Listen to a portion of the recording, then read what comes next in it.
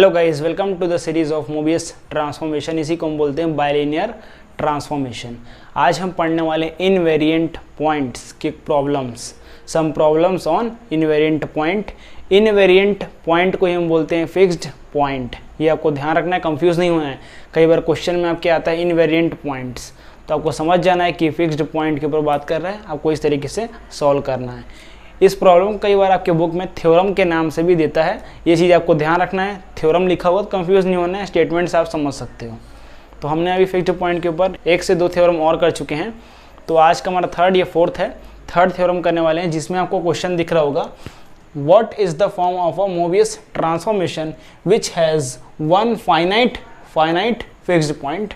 यहाँ आपको ध्यान रखना, finite fixed point alpha and the other fixed point is infinity. ठीक है, तो ये ध्यान रखना है, इसका हम थ्योरम करने वाले हैं और किन किन बातों को, किन किन कंडीशन को ध्यान रखना है एक पर्टिकुलर थ्योरम के लिए, ये भी आज मैं बताऊंगा, जो कि वेरी वेरी इंपॉर्टेंट है।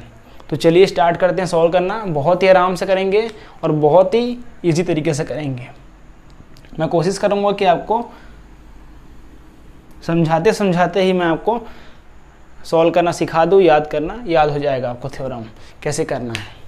बस आपको ध्यान एक चीज़ रखना है कि आप वीडियो को स्टार्टिंग से एंड तक देखिए, क्योंकि अगर आप बीच में स्किप करोगे वीडियो को तो आपको लगेगा कि आपको समझ नहीं आया, लेकिन एक्चुअली जब आप स्टार्टिंग से एंड तक देखते हो तो आपको 100% समझ आएगा। इसलिए आप स्टार्टिंग से एंड तक देखने का पूरा कोशिश करिए लेक्चर को। ठीक है, चलिए स्टार्ट करते हैं। इसका प्रूफ बहुत ईजी है। सबसे पहला लाइन जो हमेशा लिखते हैं उसी को लिखेंगे, let W is equal to TZ। ये मोबियस ट्रांसफॉर्मेशन का कॉमन फार्मूला है जो हर में यूज़ होने वाला है। AZ प्लस में B अपॉन में CZ प्लस में D is a Mobius transformation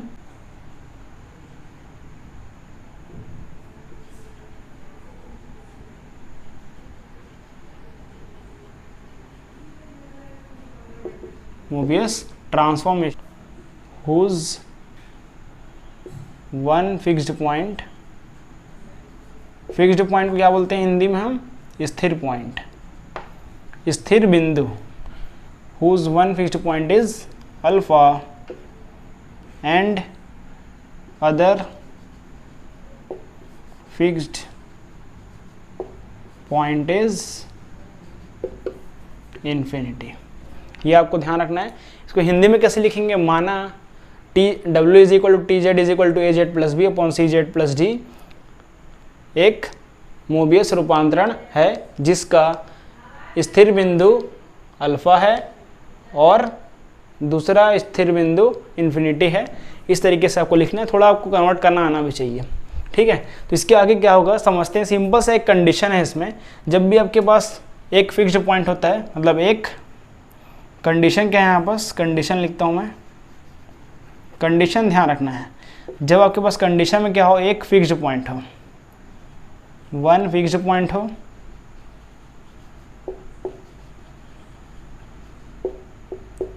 जैसे कि अल्फा है और दूसरा क्या हो, इन्फिनिटी हो, दूसरा फिक्स्ड पॉइंट, तब क्या करना है आपको? C इज इक्वल टू 0 लेना है, साथ ही A minus D not equal to 0।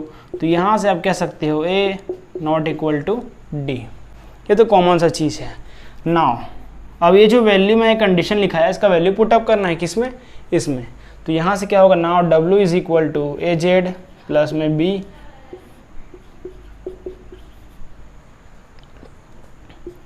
Value put up कर दो। W is equal to AZ plus में B अपॉन में C की जगह 0। तो यहाँ से W का वैल्यू क्या आ जाएगा? AZ अपॉन में D प्लस में B बाई D। ये क्या है हमारा? TZ है। ये आपको ध्यान होना है। और इसे हम नाम देते हैं इक्वेशन नंबर 1। बहुत ही सिंपल है थ्योरम। अब इसके बाद क्या होगा, यहाँ पे लिखो, since alpha is fixed point.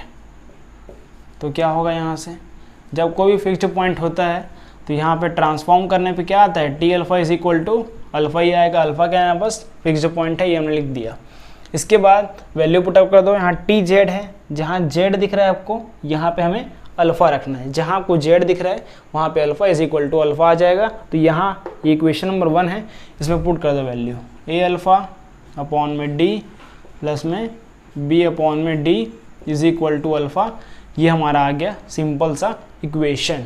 इसे आप नाम दो equation number 2। Then subtracting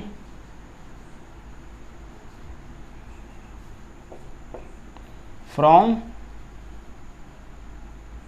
1 to 2, मतलब क्या होगा 1 से 2 को माइनस करते हैं तो यहाँ क्या है w माइनस अल्फ़ा, w लेंगे w minus alpha is equal to w क्या है ए जेड अपॉन में d प्लस में b अपॉन में d is equal to minus a by D alpha minus b by D.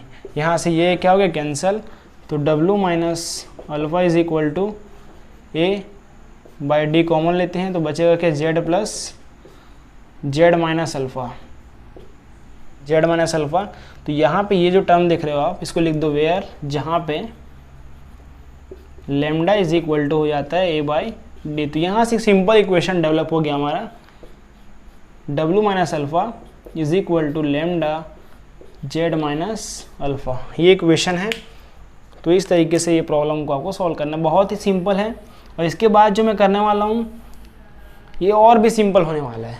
तो इस तरीके से आपको इस प्रॉब्लम को टैकल करना है, इस तरीके से सॉल्व करना है। इसे आप अच्छे से नोट डाउन कर लीजिए। अब सेकंड प्रॉब्लम के ऊपर बढ़ते हैं। सेकंड प्रॉब्लम बहुत ही ईजी है, पहले आप खुद से ट्राई करना चाहते हो ट्राई कर सकते हो पॉज करके। सेकंड प्रॉब्लम कहता है what is the form of a Mobius transformation if infinity is a only one fixed point. एक ही फिक्स्ड पॉइंट दिया गया हमारे पास infinity.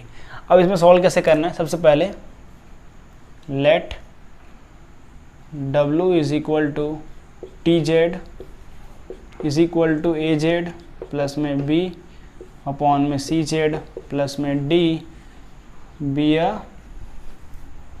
Mobius transformation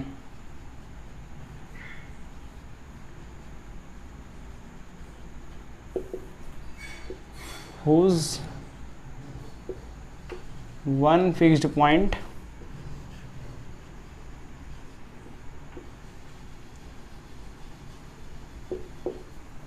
is infinity। ये हमारे पास दिया गया है।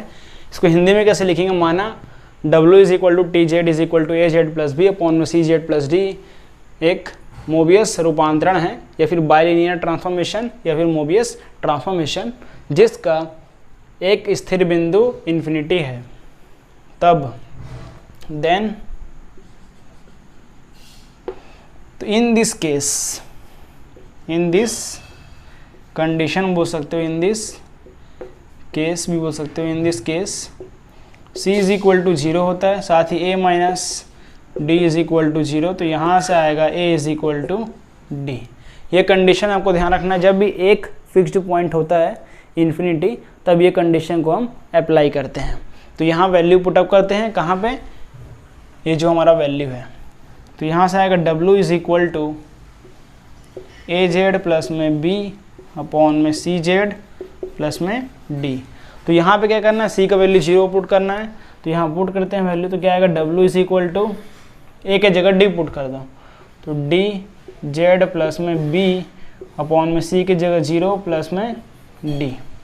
तो यहाँ हमने क्या रखा है, c इज इक्वल टू 0 और a is equal to d। अब आगे बढ़ते हैं यहाँ से। तो यहाँ से क्या आएगा, w is equal to a z plus में b अपॉन में d आया। अब यहाँ से क्या होगा, w is equal to a z, a नहीं आएगा यहाँ पे d है, ठीक है, यहाँ d है और d वैल्यू पुटअप कर दिया है यहाँ पे। तो डी जेड अपॉन में d प्लस में b बाई d, यहाँ से ये कैंसिल। तो यहाँ से वैल्यू क्या आया हमारे पास, w is equal to z plus में b अपॉन में d। तो ये हमारा आंसर है। इस तरीके से आपको सॉल्व करना है। ये बहुत ही ईजी क्वेश्चन था जो कि कई बार आपके एग्जामिनेशन में फिक्स्ड पॉइंट से रिलेटेड क्वेश्चन पूछ लेते हैं। और ध्यान रखना है फिक्स्ड पॉइंट को ही हम बोलते हैं इनवेरिएंट पॉइंट, ये आपको ध्यान रखना है। तो इस तरीके से आप सॉल्व करते हैं, इसे आप अच्छे से नोट डाउन कर लीजिए। और अभी तक आपने चैनल को सब्सक्राइब नहीं किया तो चैनल को सब्सक्राइब करिए, वीडियो को लाइक कीजिए, शेयर कीजिए अपने क्लासमेट्स तक। सो गाइज आज के लिए इतना ही, मिलते किसी नए वीडियो लेक्चर में नए टॉपिक के साथ। तब तक ले जय हिंद, जय भारत, वंदे मातरम।